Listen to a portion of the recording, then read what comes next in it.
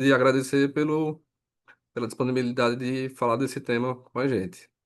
Então, te apresentando, Larissa Cristina, ela é médica formada pela Universidade Federal de Sergipe, fez residência em cardiologia no Hospital de Cirurgia, tem título de especialista em cardiologia pela Sociedade Brasileira de Cardiologia e é médica do internamento clínico do Hospital de Urgências de Sergipe. Seja bem-vinda, Larissa. Obrigada, Matheus. Obrigada pelo convite. É sempre um prazer falar aqui. Adoro dar aula. É, Espero não me estender tanto, até porque assim é um tema bem complicado. Quando o Marcos Pavioni me chamou para fazer essa aula, eu pensei, caramba, que abacaxi para eu descascar. Porque é um tema complexo, é um tema que não tem tantos estudos assim disponíveis, é um tema raro, mas é um tema extremamente importante para pelo menos a gente despertar a atenção do pessoal, né, de toda a equipe. Então, serei breve, o tema da aula é acidente vascular encefálico e gestação. E eu quero iniciar a aula falando sobre o que é o AVE. Vamos lá. Primeira coisa, AVC ou AVE, que é sempre a dúvida. Eu sei que tem pessoas que tem não médicos aqui também que vão assistir essa aula, então eu vou tentar ser o mais didática possível. Quando a gente fala em AVC, é o acidente vascular cerebral. Então ele vai englobar aqui cadê meu mouse? O cérebro, tá bom? Quando a gente fala AVE, a gente vai pegar todo o encéfalo. O que é o encéfalo? O encéfalo é o cérebro, o tronco encefálico, que tem o mesencéfalo, a ponte e o bulbo, e o cerebelo. Então, AVS se torna um termo mais abrangente. Então, eu vou me policiar bastante para falar AVE, apesar de que a gente normalmente fala AVC, mas o termo correto é AVE, certo? E o que é AVE? O AVE, ele é a perda da função cerebral do encéfalo, na verdade, com surgimento súbito de sinais e sintomas neurológicos, com duração maior do que 24 horas ou que leve a óbito. Por que duração maior do que 24 horas? Porque quando essa perda de função é menor do que 24 horas, a gente, na verdade, considera o AIT, né, que é o ataque isquêmico transitório. Ocorre uma lesão neuronal decorrente de injúria vascular, seja arterial ou venosa, tá? Trouxe alguns dados do DataSUS de 2024. O AVE, ele é a principal causa de mortalidade cardiovascular. As doenças cardiovasculares são a primeira causa de mortalidade no Brasil, tá? De doenças. E dentre as doenças cardiovasculares, o primeiro lugar é o AVE. Teve 85.065 óbitos. O infarto vem como segundo lugar. E no Brasil existe uma inversão desse padrão mundial, que o AVE tem mais óbitos do que o infarto, e o padrão mundial, na verdade, é o contrário. É o infarto, seu primeiro lugar, e AVE seu segundo lugar em incidência, tá? Nos óbitos. Falando diretamente sobre gestação, a gente sabe que as causas cardiovasculares são a principal causa de mortalidade materna não obstétrica. E o AVE, ele é responsável por 7 a 15% das mortes maternas, ok? Lembrando que um dos principais fatores de risco para AVE são os distúrbios hipertensivos, eu vou falar mais na frente, mas que a hipertensão, a eclâmpsia, pré-eclâmpsia e eclâmpsia, certo? 30 a 50% das gestantes, elas convivem com sequelas por conta do AVE. Então, veja que tragédia. Um período que é para ser lindo, um período que é para ser, que foi sonhado, que foi planejado, que é para ser de amor, de alegria, acaba se tornando um pesadelo. Porque, vamos lá, vai que essa gestante perdeu o movimento do braço, ela não vai conseguir pegar o seu bebê, ela não vai conseguir trocar uma fralda, se a gestante ficar com uma mobilidade, um déficit motor na perna, não vai conseguir se levantar de madrugada para ver seu filho que está chorando. Então, assim, são sequelas muito complicadas. É diferente de, por exemplo, sei lá, um infarto, por exemplo. É raro também na gestante, mas o infarto não vai debilitar as funções motoras da gestante. Ela vai conseguir se levantar, pegar seu bebê. Claro, vai ter as consequências, vai ter as sequelas cardiológicas que a gente vai tratar no futuro, porém, é diferente da sequela neurológica. A sequela neurológica eu digo que dói mais, que é mais sofrida. O risco de AVE nas gestantes e puérperas é 3 vezes maior do que outras mulheres na mesma idade. Ou seja, se você pegar uma mulher de 35 anos e uma mulher de 35 anos gestante, a gestante ela vai ter um risco maior de ter AVE do que a não gestante. E o risco maior do AVE é no puerpério, por incrível que pareça. Eu não acho nem essa informação tão assim surpresa, porque na verdade no puerpério é aquele momento que todo mundo meio que relaxa. A gestante está em casa, o obstetra já tirei a placenta, o bebê já saiu, essa gestante já deixa de ser um pouco meu problema. E tem aquela questão do terceiro ao sexto dia do aumento da pressão. Esse é o período que você tem a reabsorção dos líquidos, a pressão da gestante aumenta. Então, esse período daí é o período de maior risco de AVE, principalmente no 8º dia de puerpério. E a gente sabe que o risco é ainda maior nas mulheres negras. Mais para frente eu vou falar mais um pouquinho sobre o assunto.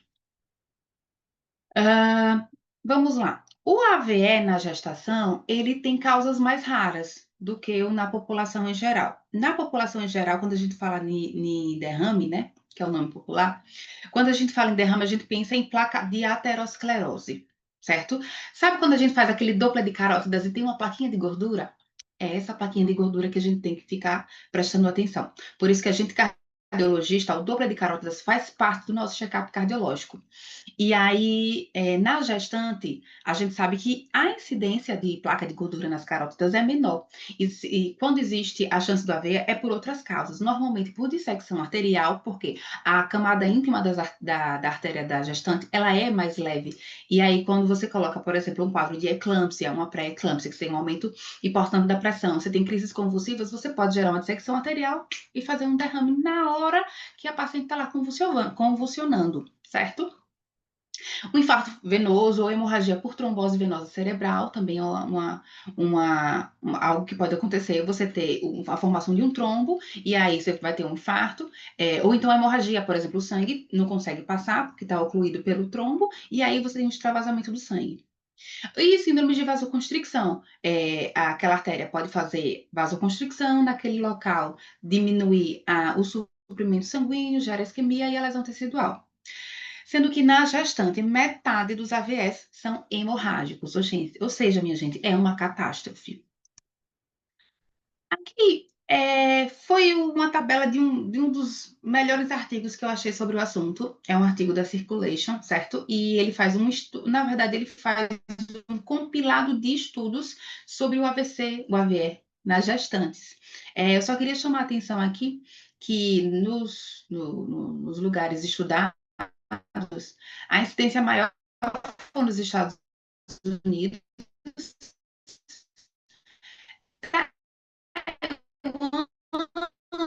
Se você colocar em percentual, nos Estados Unidos foi muito superior. Então, a gente coloca aqui a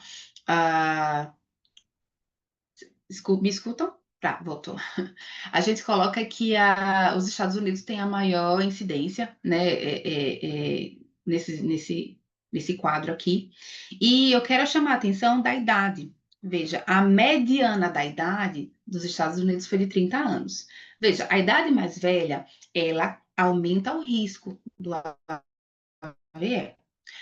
Mas veja que idade não é. Volta. A idade, deixar de pensar numa AVE só porque a paciente tem 30, 31 anos. A gente tem que sempre ter esse diagnóstico na cabeça. Hoje em dia, não existe mais doença de jovem, doença de velho. Todo mundo, a gente tem que suspeitar de tudo. Vou demorar mais um pouquinho nesse slide, porque esse é um dos slides principais da aula. A maioria dos AVEs são passíveis de prevenção, ou seja, a gente poderia controlar os fatores de risco para que não culmine no AVE. E o principal de todos os fatores de risco que a gente pode controlar é a pressão arterial. Gente, não existe mais essa história de gestante trata com metildope, ponto final. Não, não, não. Existem outras medicações que a gente pode utilizar na gestante para ter um bom controle pressórico, tá? E, inclusive, saiu há 6 dias atrás o guideline novo da Sociedade Europeia de Cardiologia, em conjunto com a de Ginecologia e Obstetrícia, lá da Europa, e eles fizeram um guideline lindo sobre cardiopatia e gestação. Lembrando que a pressão da gestante, se chegar acima de 16/11, isso é uma emergência obstétrica. Encaminhe essa gestante para o serviço de urgência para ser avaliada. Talvez vai ser sulfatada e a gente entrar com as medidas necessárias, tá bom?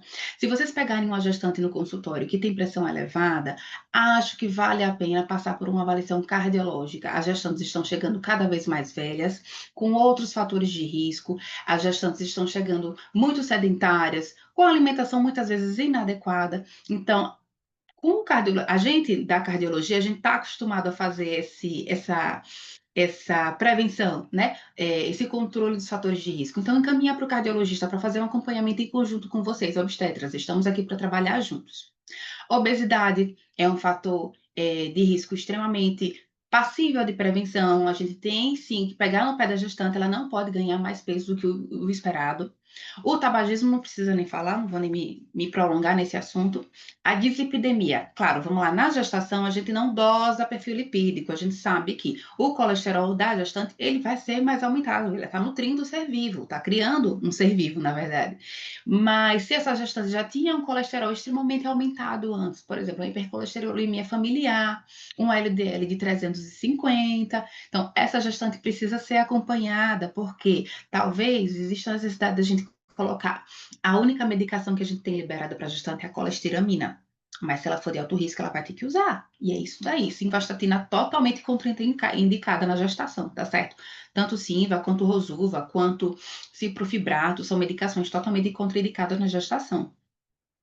Trombofilia, se a paciente tiver história, desculpa, se ela tiver história familiar ou ela mesma de trombofilia, é importante que a gente saiba para a gente estar preparado durante esse pré-natal.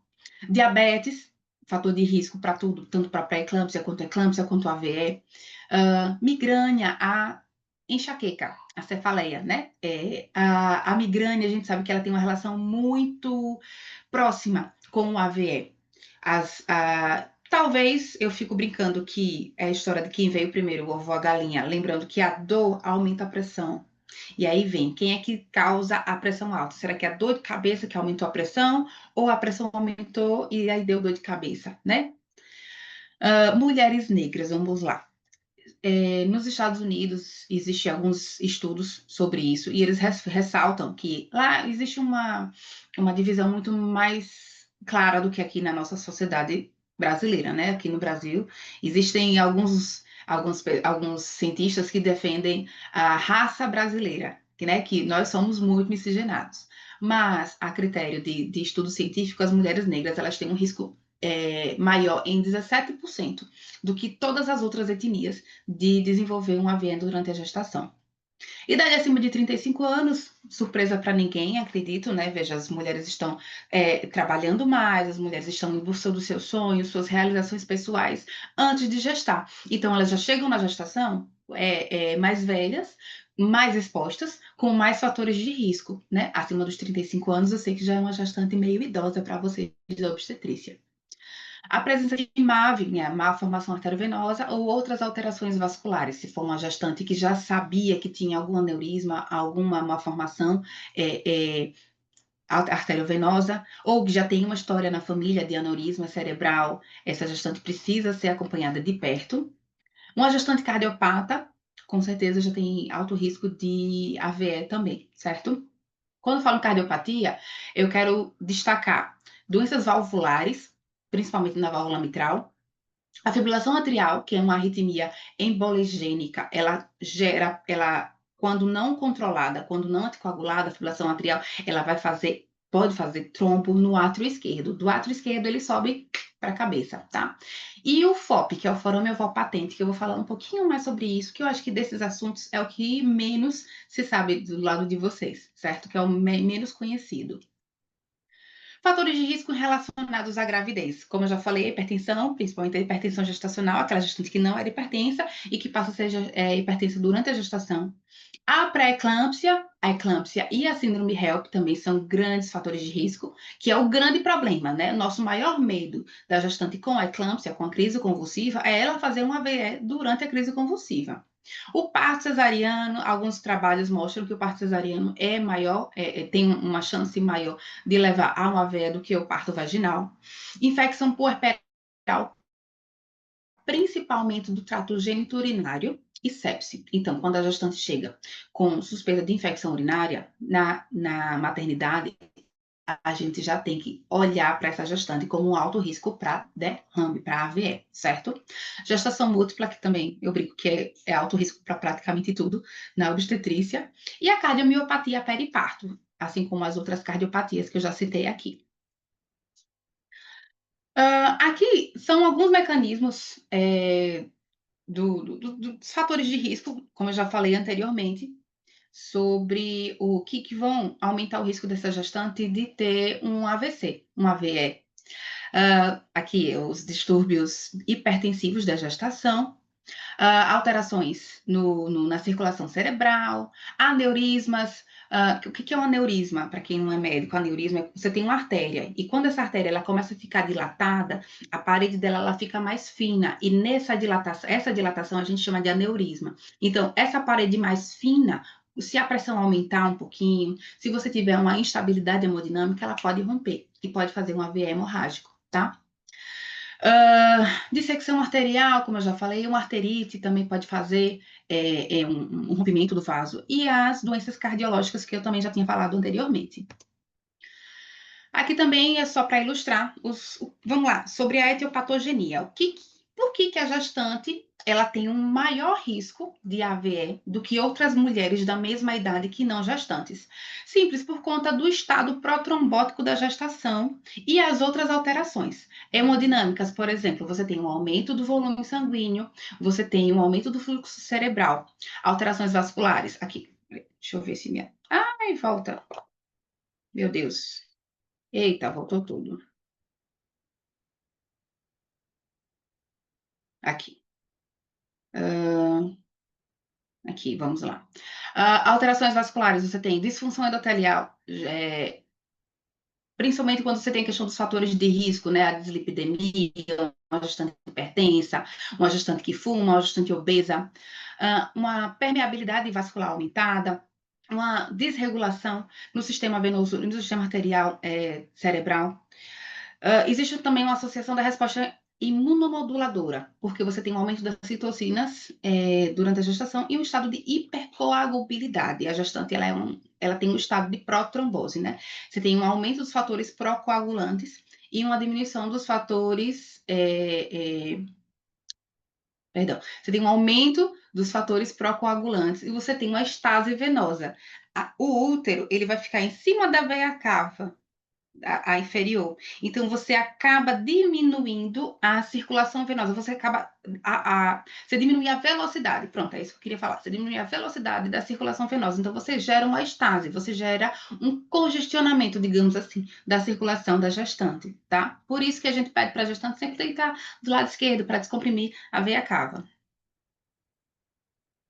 Aqui também, só reforçando tudo que eu falei no slide anterior, o aumento da hipercoagulabilidade, alterações hemodinâmicas, a estase venosa, que é a gestante, e também tem a questão da mobilidade. A gestante, geralmente, o que a visualização da gestante anterior, né, que a gente tinha, a gestante do tempo dos nossos pais.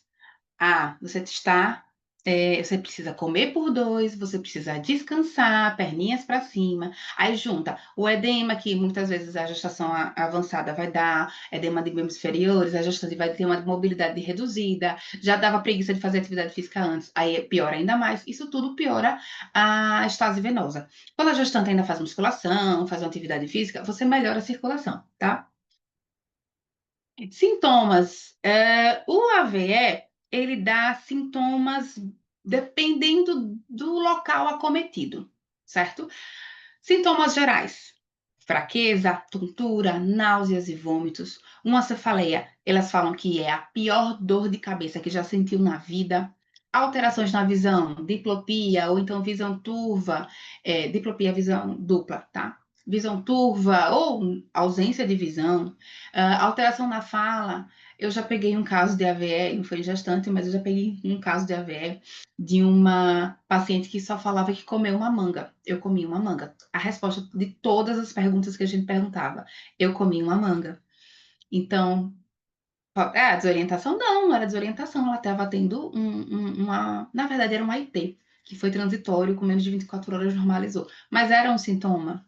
Alteração na compreensão. Isso tudo daqui é durante a anamnese, ou na hora que essa gestante chegar no pronto-socorro, a gente vai identificar essas alterações. Alteração na consciência, a gestante ela pode chegar letárgica, pode chegar com cara de cansada, que na verdade não é cansada. E aí é um grande problema também para a gente diferenciar, por exemplo, a puérpera, né? A pobre da mãe que está em casa com um recém-nascido, que muitas vezes não dorme, ela não descansa, ela não tem um minuto para si mesma, para cuidar de si, e aí vai chegar, olha, cansada, mas é cansaço ou é rebaixamento de consciência, né? A gente tem que prestar atenção nisso. E podem acontecer crises convulsivas pela alteração neuronal, tá? No AVE isquêmico, rapidamente explicando sobre cada um, existe uma oclusão arterial, ou por tromboembolismo, ou por embolia cardíaca, né? Um êmbolo se origina do coração e vai até o cérebro, ou por aterotrombose, que é o rompimento da placa. Como eu já falei antes, a aterotrombose é uma causa muito mais rara de AVE e isquêmico na gestante do que na população não gestante. A gente tem que diferenciar do ataque isquêmico transitório, que é quando os sintomas duram menos do que 24 horas.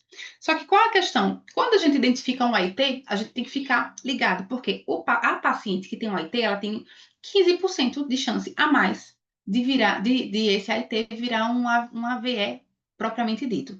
15% dos AVEs isquêmicos são precedidos do ataque isquêmico transitório, tá? A trombose venosa cerebral, ou trombose venosa central, é um tipo de AVE isquêmico que eu quis trazer aqui, porque ela é uma causa importante de trombose na gestação. Porque você tem um aumento da coagulabilidade da gestante mais a estase venosa. Então, você pode fazer um trombo na circulação venosa do cérebro, certo? Pode causar tanto um AVC isquêmico quanto hemorrágico. Por quê? Vamos lá. Se você formou o trombo, aquele trombo ocluiu a circulação, e aí você vai ter a parada da passagem do sangue, a veia isquêmico. Só que esse sangue, ele vai tentar passar. É tipo um carro, ele vai continuar empurrando, vai continuar empurrando. O sangue tá vindo atrás, tá vindo atrás. E aí, o que pode acontecer? Estoura. Então, nesse estourar, digamos assim, usando termos simples, não técnicos, você pode ter um AVC hemorrágico, tá? Causa normalmente, quando você fala é extremamente severa, com sintomas de hipertensão intracraniana, pode ter papiledema, enfim. Então, a gente tem que ficar de olho nessas gestantes. Na clínica, você não vai conseguir diferenciar se é isquêmico ou hemorrágico, tá? Lhe digo logo, não tem como, por sintomas clínicos, você diferenciar.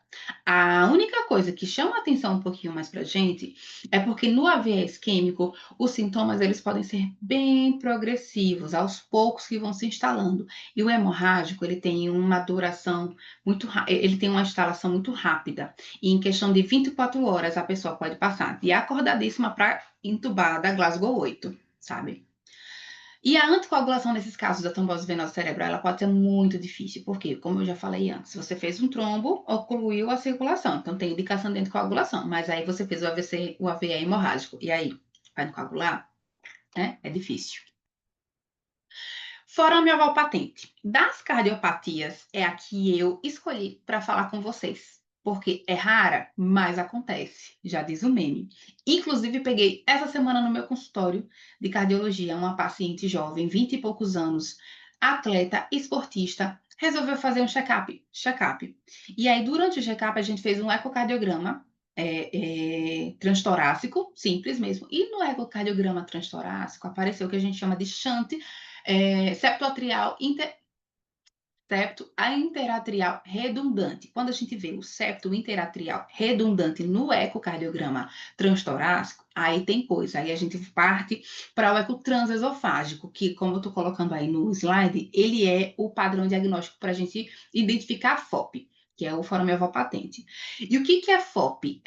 Essa paciente que eu falei para vocês tinha um FOP pequeno, mas tinha um FOP. Vamos lá. Quando a gente está na barriga da nossa mãe, a gente não respira, né? Todo o nosso suprimento de oxigênio vem da placenta, vem da nossa mãe. Então, o sangue do lado direito, para passar para o lado esquerdo, ele não precisa passar pelos pulmões. Os pulmões não vão circular, não vão oxigenar esse sangue. Então, existe uma comunicação entre o átrio direito e o átrio esquerdo, fazendo com que esse sangue passe do átrio direito para o átrio esquerdo, certo? Só que esse forame oval, conforme a gente nasce, né? Nasceu, o tempo vai passando, conforme a gente nasce, foi ótimo. Depois que a gente nasce, o tempo vai passando e esse forame oval, ele vai fechar, tá? Alguns bebês, quando nascem, a gente ainda consegue ouvir o soprinho do forame oval e depois esse soprinho desaparece, fechou o forame oval e pronto, acabou. Isso daí na maior parcela da população. Em 20 a 25% das pessoas, esse forame oval não fecha, ele permanece aberto. Normalmente ele não dá sintomas e a pessoa vive normalmente, como se nada tivesse acontecendo.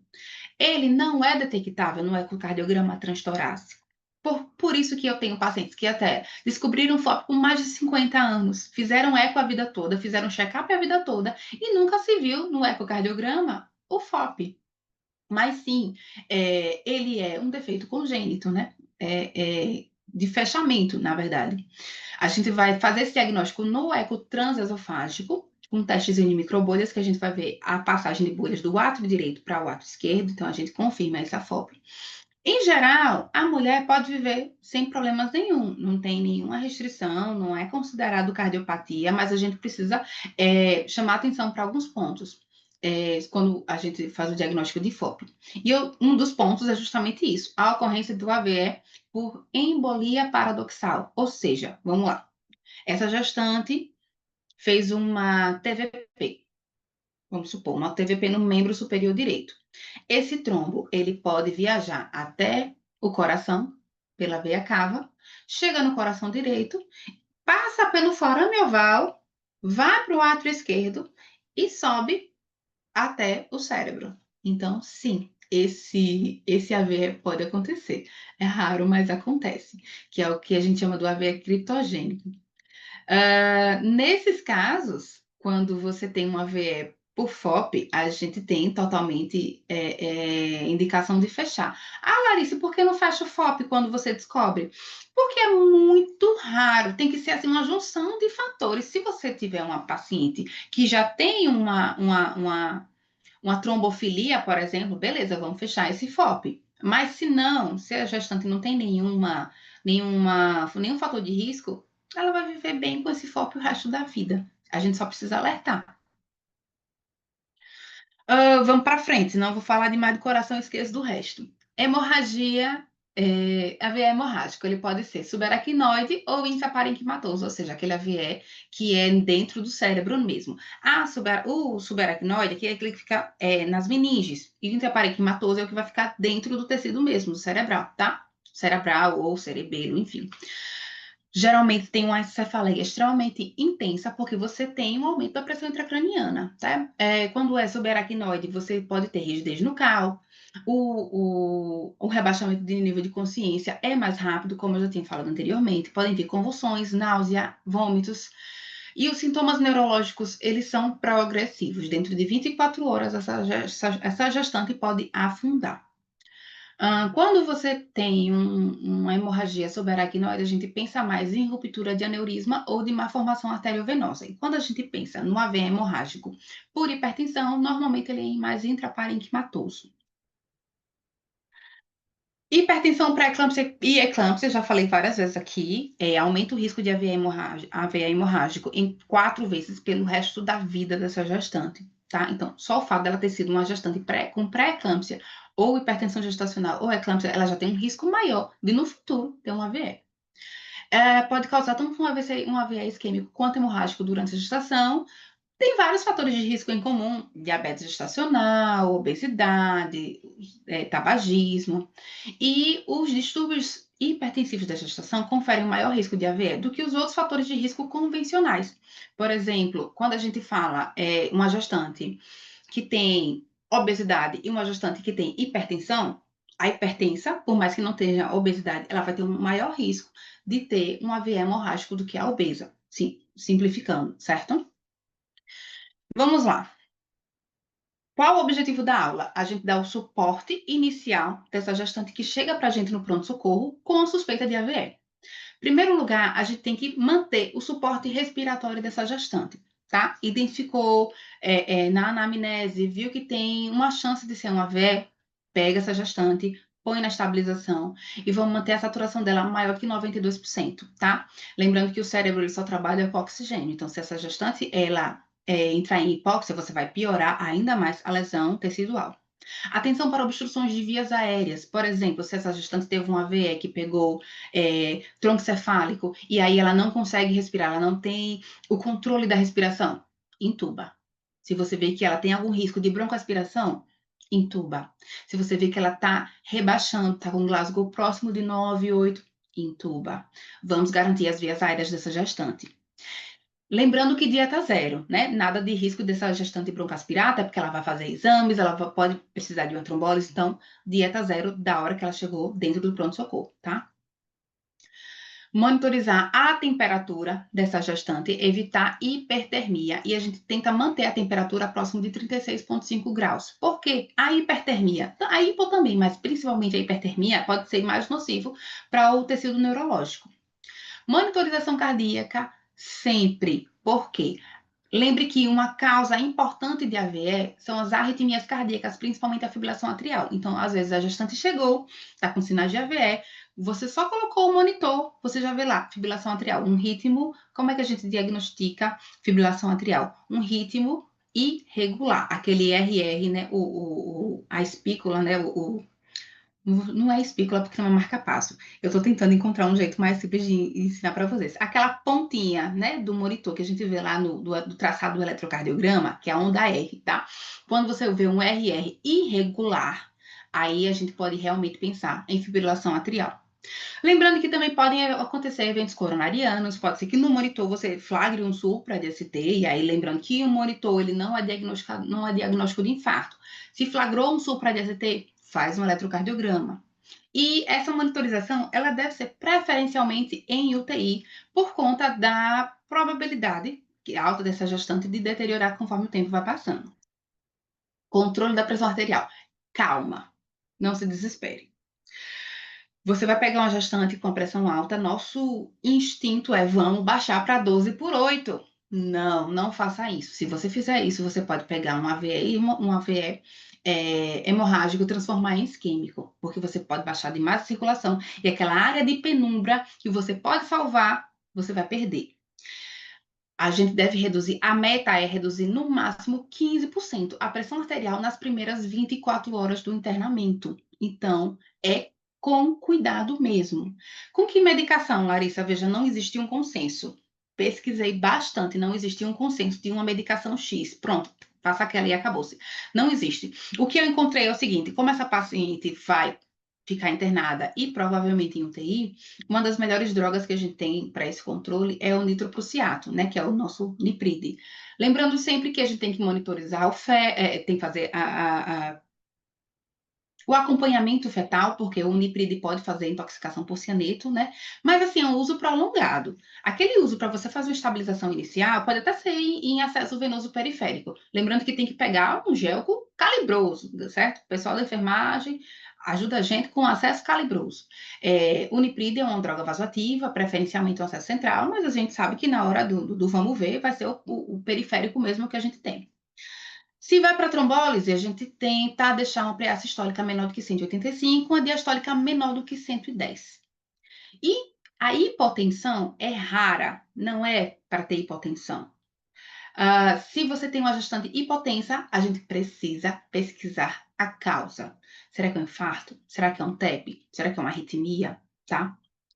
O controle glicêmico tem que ser rigoroso, porque a gente tem que evitar a hiperglicemia e a hipoglicemia também, porque ambos podem causar lesão neuronal. Então, aquele controlezinho da glicemia pode colocar uma glicemia capiladinho em 1 hora, de 2 em 2 horas, e vai fazendo a correção com insulina ou com soro glicosado, de acordo com a necessidade, tá? Uh,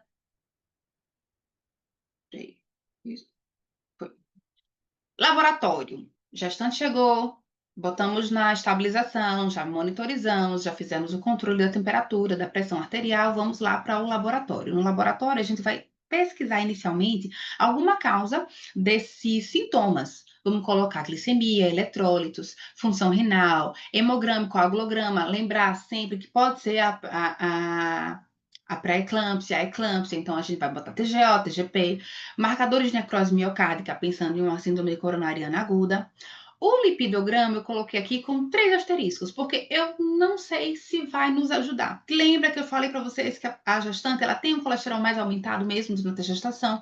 Esse nível de colesterol vai permanecer aumentado 6, 12 semanas após a gestação?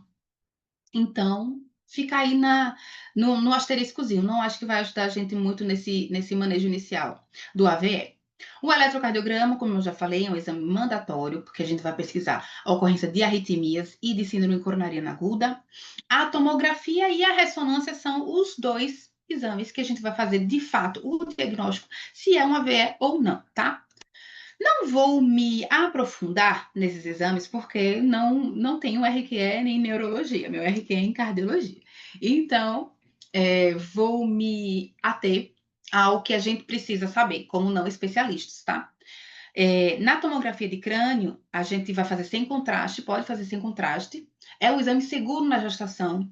É uma dose baixíssima de radiação. Claro, a gente vai tentar pôr um capote de proteção na barriga da gestante, coloca na máquina, um exame rápido, fácil que a gente consegue fazer. E o objetivo da tomografia sem contraste, inicialmente, é você identificar se é hemorrágico ou se é isquêmico, porque uma conduta e a outra conduta é diferente, certo? Fazer no máximo após 30 minutos de admissão hospitalar. É o mais rápido possível. Nos materiais que eu li, todos eles tinham esse consenso de 30 minutos e 20 minutos para análise. Ou seja, a gestante fez a tomografia em 30 minutos. Essa tomografia tem que ser analisada por um neurologista, por um especialista, em no máximo 20 e 25 minutos, para tomar uma conduta, para a gente não perder tempo, tá? O contraste iodado pode ser feito com segurança na gestante, mas assim, a gente só faz realmente se necessário, aquela história da gestante que menos é mais. Já na ressonância, a gente não faz o gadolínio. O gadolínio, ele atravessa a placenta. Não existem estudos falando sobre os efeitos do gadolínio sobre o feto, mas como ele atravessa a placenta, a gente não usa o gadolínio, tá? Quando é que a gente vai fazer a ressonância? Bom, normalmente a gente primeiro faz a tomografia. Da tomografia, a gente parte para a ressonância quando é necessária, tá certo? Por quê? Se você, por exemplo, desconfia de um AVE hemorrágico, você quer ver se tem zona de penumbra, quer ver se tem tumores, se há alguma metástase, se tem trombose venosa, você consegue tudo isso de uma maneira melhor na ressonância do que na tomografia, tá? Ela avalia o tempo do evento e a possibilidade de transformação hemorrágica. Aquele AVE isquêmico pode virar hemorrágico, certo? E esse é o grande problema, minha gente. Todos os estudos randomizados de AVE excluem gestantes. Então, a gente não tem nenhuma evidência científica de nada do que a gente está falando aqui. Tudo que a gente tem são coisas extrapoladas dos estudos com a população em geral. Então, assim, a gente vai fazer os exames e as condutas vão ser condutas baseadas na população em geral mesmo, porque a gente não tem conduta em gestante, tá? Não é que a gente não tem conduta, a gente não tem estudos validando o que a gente fazer em gestante. Porque, primeiro, é muito raro de acontecer. E segundo, quando acontece, a pobre da gestante é excluída do estudo, por questões éticas, certo? Aqui só uma imagem. Não ficou muito bem aqui no slide, mas aqui é só uma tomografia, essa primeira imagem aí, uma tomografia mostrando uma isquemia temporal, essa areazinha mais, deixa eu ver se eu consigo com o mouse aqui, essa areazinha mais escura. Aqui do lado a gente vai ver uma ressonância, essa área bem vermelha, esse sinal, esse hipersinal, né? Mostra um AVE hemorrágico. Aqui embaixo. Aqui, vamos lá. Múltiplos AVEs isquêmicos por lúpus. Lúpus é uma causa de trombofilia, então você pode ter vários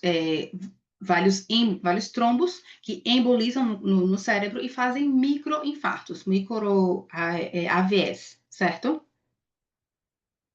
Tratamento. Tá acabando a aula, prometo. No tratamento, como eu já falei, a gente não tem nada voltado especificamente para gestante, O que a gente sabe é que o seguro na gestação é a alteplase, que é o RTPA, a gente faz na dose de 0,9 miligramas por quilo.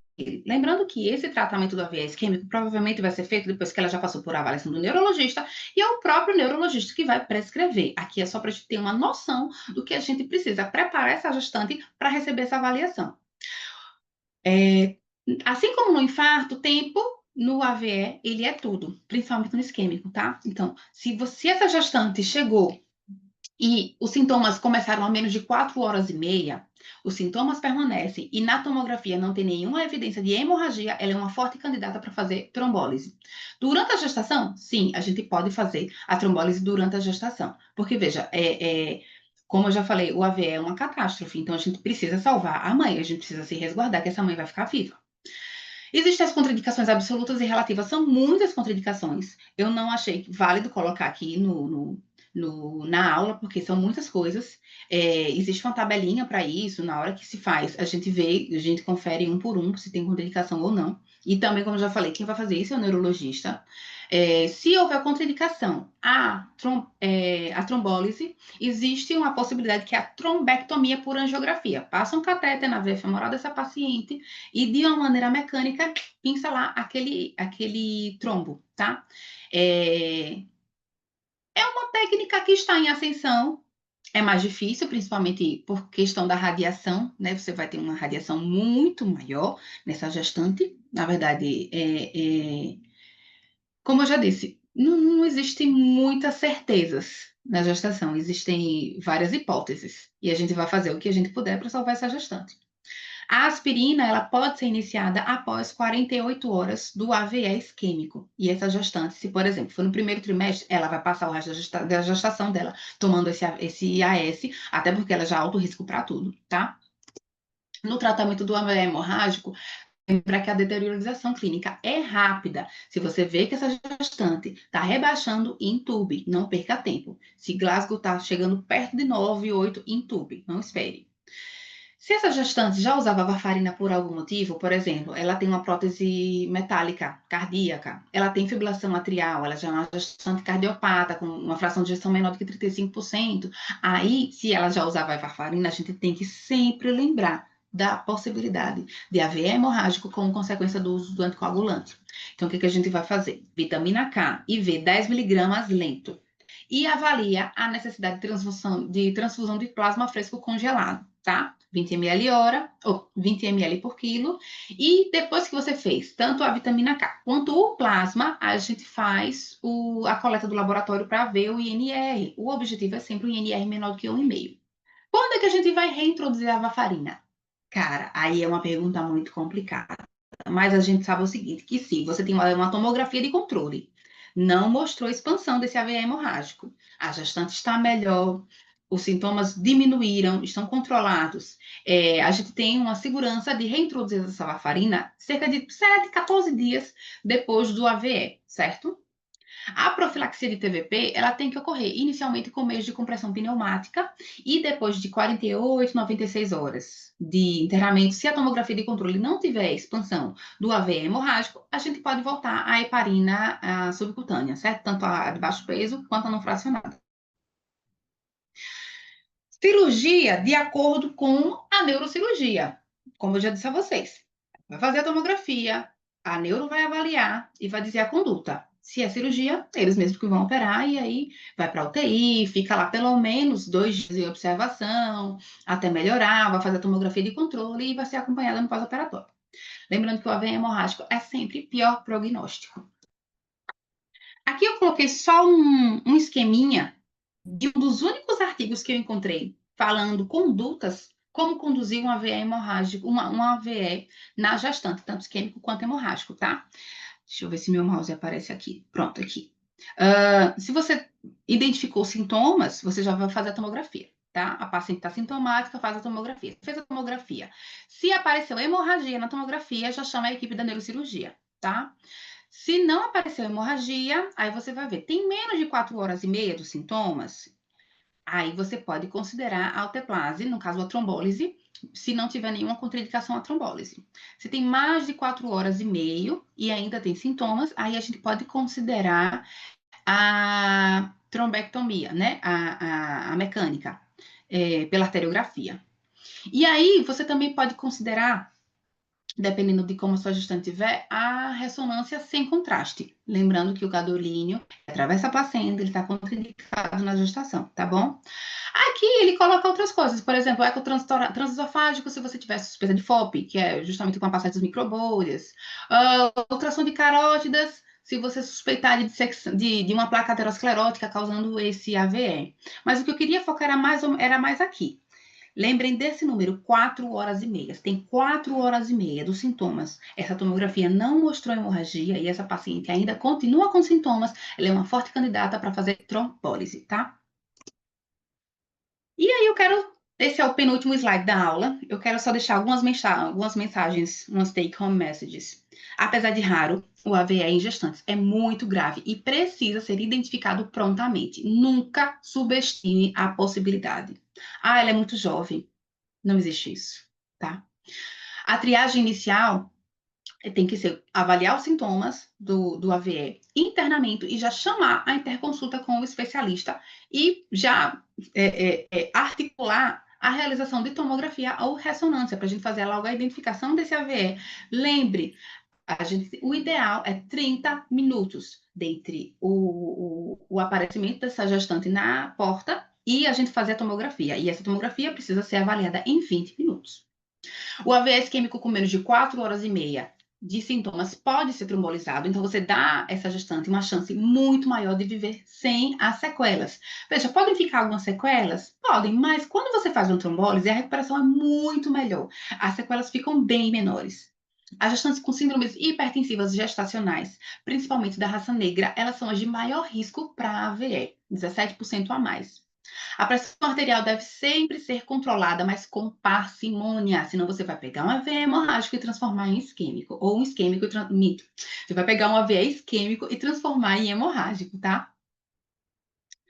E a indicação do parto é sempre obstétrica, sempre obstétrica.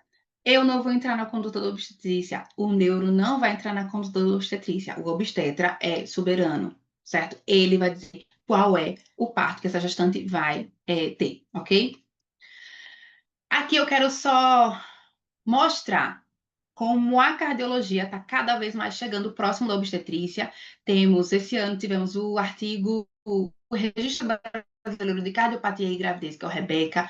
Foi um estudo feito no Brasil todo, com gestantes cardiopatas. A gente identificou os principais fatores de risco, as principais doenças que acometem a gestação.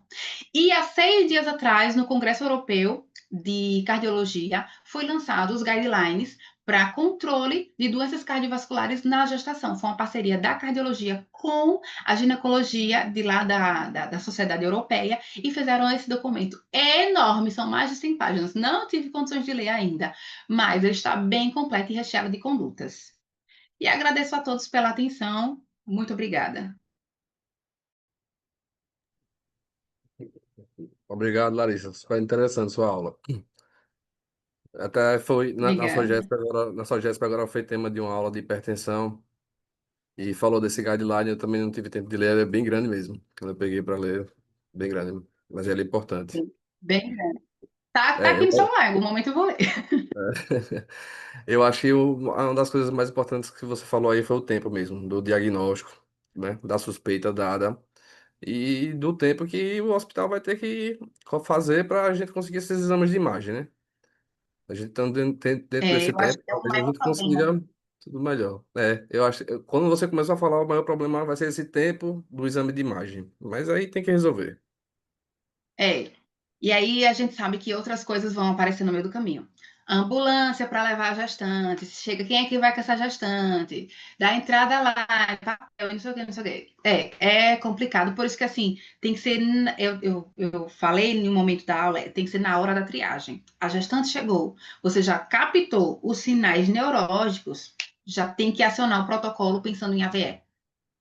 É, de fato. Pessoal que está na sala, alguém quer a palavra para fazer alguma pergunta?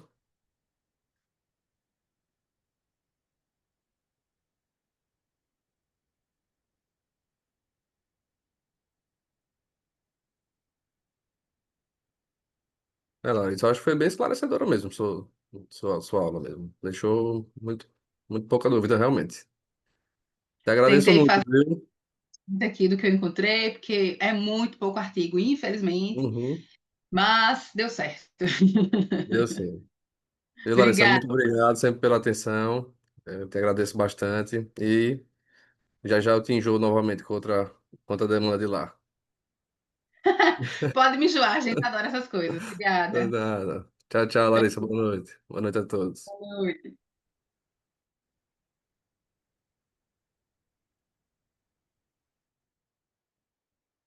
Eita.